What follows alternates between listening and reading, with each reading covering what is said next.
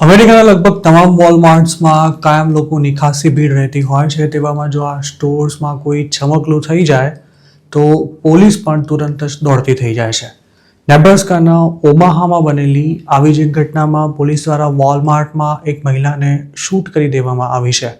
Naomi ગઝમેન નામની આ મહિલાએ ચાકુની અણી પર એક બાળકનું અપહરણ કરી લીધું હતું અને તેને ઈજા પણ પહોંચાડી હતી. 31 વર્ષની આ મહિલાની હરકતથી ડરી ગયેલા લોકોએ ચીસાચીસ કરી મૂકી હતી. પોલીસ સ્ટોર પર પહોંચી ત્યારે પણ નાઓમી તે બાળકને છોડવા માટે તૈયાર નહોતી.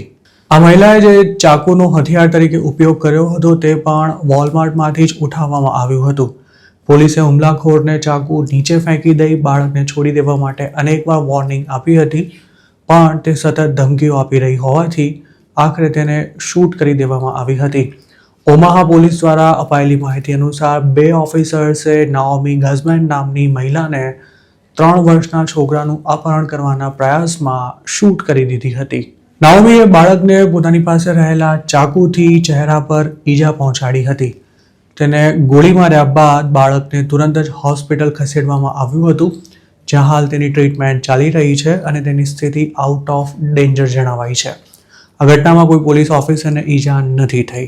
ડિપાર્ટમેન્ટે એક્સ પર આ અંગે મૂકેલી એક પોસ્ટમાં જણાવ્યું હતું કે પાઇન સ્ટ્રીટ્સમાં આવેલા વોલમાર્ટમાં સવારે 9:15 વાગે કોઈ સિચ્યુએશન થઈ હોવાનો ફોન કોલ મળ્યો હતો. આ ફોન કરનારી એક મહિલા હતી જે પોલીસની મદદ માંગી રહી હતી.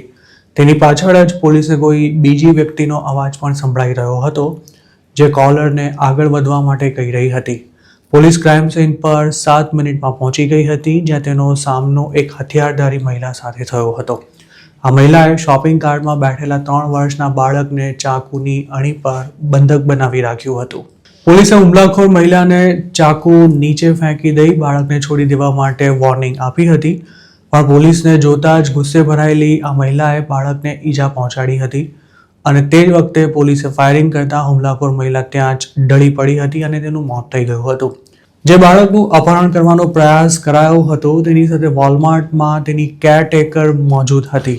તે જ વખતે શૂટ કરી દેવાયેલી મહિલા તેમની તરફ એક મોટું ચાકુ લઈને ધસી આવી હતી અને તેણે બાળકને છીનવી લીધા બાદ તેની કેરટેકરને ચાકુ બતાવી સ્ટોરની બહાર નીકળી જવા માટે ધમકી આપી હતી. કેરટેકર સ્ટોરની બહાર જઈ રહી હતી ત્યારે બાળકને બંધક બનાવનારી મહિલા પણ તેની પાછળ જ શોપિંગ કાર્ટ લઈને ચાલી રહી હતી અને વોલમાર્ટની બહાર બંને વચ્ચે ઝઘડો પણ થયો હતો.